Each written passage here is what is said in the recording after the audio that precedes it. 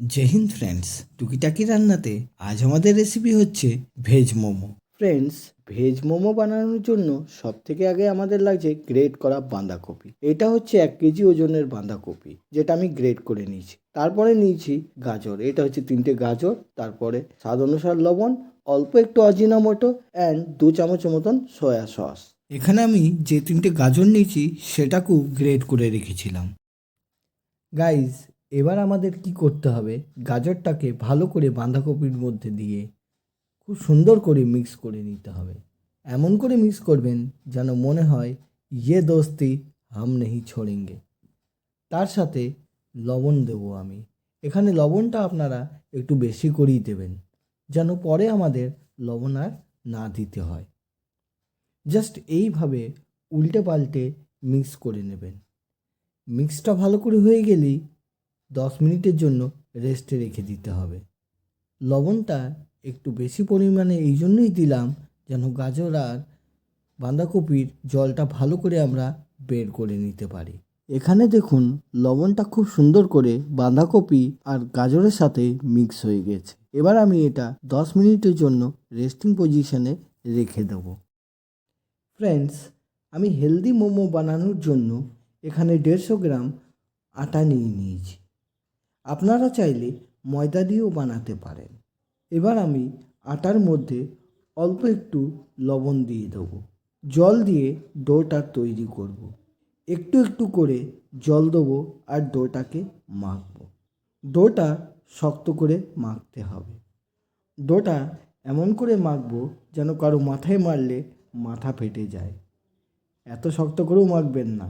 শক্ত করে মাখলে কি হয়, মোমোর ডিজাইনটা বানাতে আর ভেতরে পুরটা ভরতে একটু সুবিধা হয়। ডোটা একটু শক্ত করে মাখছি যেন ডিজাইনটা আমি খুব সুবিধা মতন বানাতে পারি।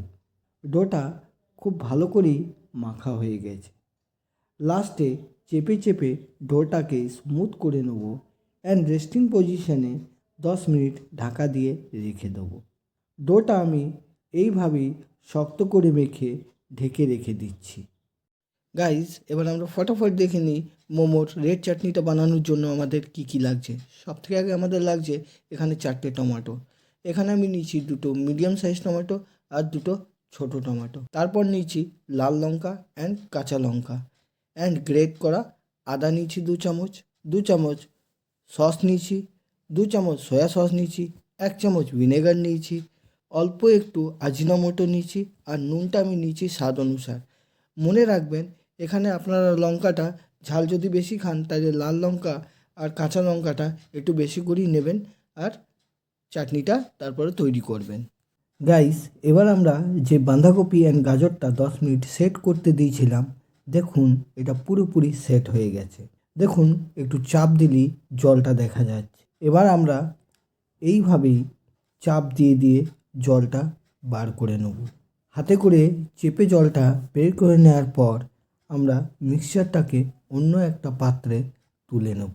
জাস্ট এই প্রসেসেই আপনারা মিক্সচার থেকে জলটাকে বের করে নেবেন। গাজর আর বাঁধাকপির মিক্সচারের মধ্যে লবণটা বেশি করে দেওয়ার কারণে মিক্সচারটা খুব সুন্দরভাবে জলটা ছেড়েছে। আপনারাও এইভাবে প্রথমেই একটু বেশি করে লবণ দেবেন যেন মিক্সচারটা পুরো জলটা ছেড়ে দেয়। এই মিক্সচারটার মধ্যে আমরা অল্প একটু আজিনামোটো দেবো। আজিনামোটোটা শুধুমাত্র ফ্লেভারের জন্য আমি এখানে ইউজ করছি। আপনারাও অল্প একটু আজিনামোটো দেবেন অ্যান্ড 1 টিস্পুন সয়া সস দিতে হবে। সেই জন্য এখানে আমি 1 চামচ সয়া সস ইউজ করছি। এখানে আমি লবণ আর দেবো না, কেন কি প্রথমেই আমি অনেকটা লবণ ইউজ করেছিলাম। এবার আমি এপিট ওপিট করে খুব ভালো করে আজিনামোটো অ্যান্ড সয়া সসটাকে গাজর আর বাঁধাকপির সাথে মিক্স করে নেব। আপনারাও জাস্ট এইভাবে মিক্স করে নেবেন অ্যান্ড কিছুক্ষণের জন্য সেট হতে রেখে দেবেন। চলুন, এবার রেড চাটনি বানানোর জন্য টমেটোগুলোকে এইভাবে চারপাশ দিয়ে চাকু দিয়ে কেটে নিতে হবে এবং গরম জলে দিয়ে দেবো। জলটা পরিমাণ এমন রাখবেন যেন টমেটোগুলো পুরো ডুবে যায়। সাথে আমি 2টো লাল শুকনো লঙ্কা দিয়ে দিচ্ছি। আপনারা ঝাল বেশি পছন্দ করলে 7-8টা লাল লঙ্কা দিতে পারেন। এবার নুন দিয়ে ঢেকে দেবো সিদ্ধ হওয়ার জন্য। টমেটোগুলো মিডিয়াম ফ্লেমে সিদ্ধ করে নেব। আর মাঝে মাঝে একবার দুবার ঢাকনা খুলে আপনারা দেখতে পারেন যে টমেটোগুলো সিদ্ধ হয়ে গেছে কি না।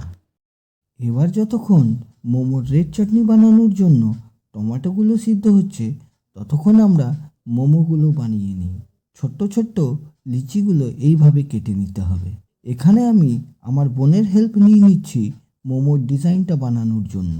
প্রথমেই বলেছিলাম হেলদি মোমো বানানোর জন্য এখানে আমি ইউজ করছি আটা।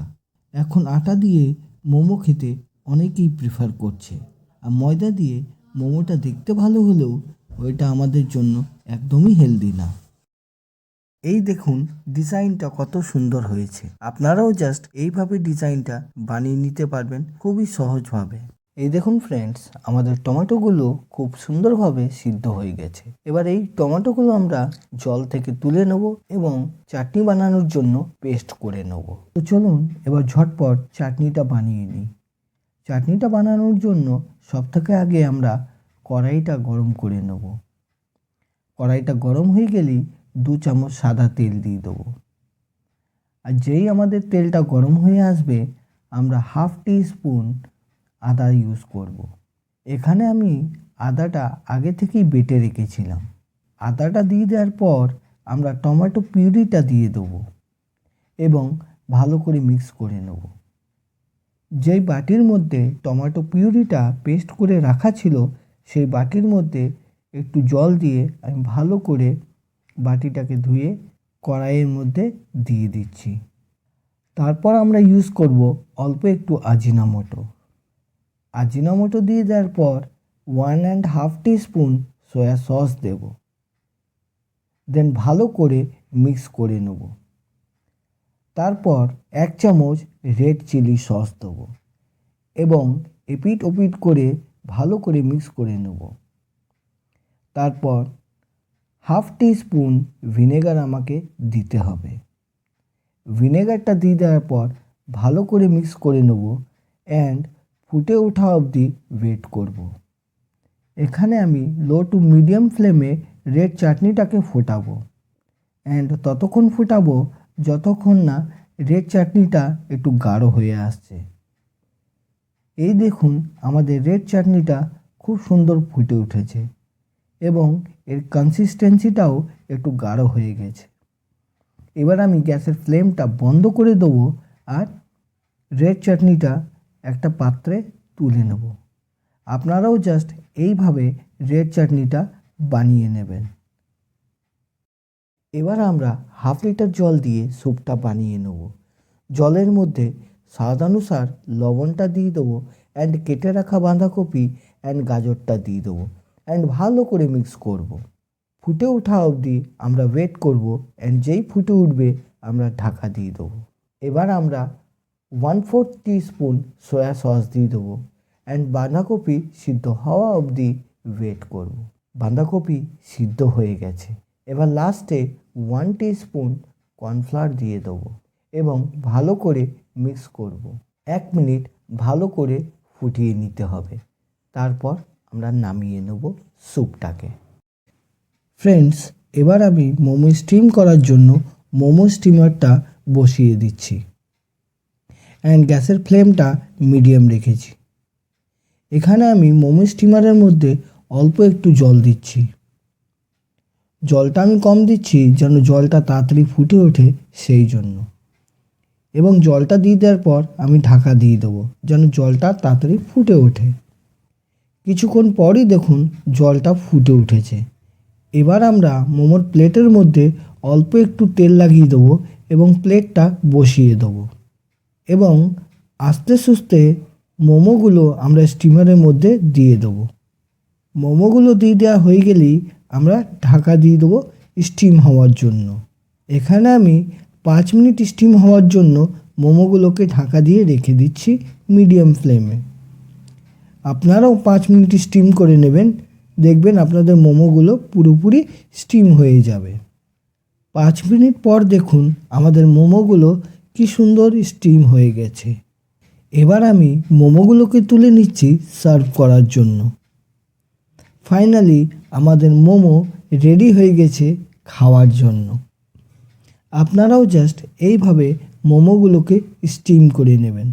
ফ্রেন্ডস, আশা করছি ভিডিওটা আপনাদের ভালো লেগেছে। যদি ভিডিওটা ভালো লেগে থাকে তো লাইক, শেয়ার অ্যান্ড সাবস্ক্রাইব করে দেবেন অ্যান্ড পাশে থাকা বেল বাটনটা অবশ্যই প্রেস করে দেবেন। ফ্রেন্ডস, আবার দেখা হচ্ছে নতুন একটা রেসিপি নিয়ে। টিল দেন, জয় হিন্দ।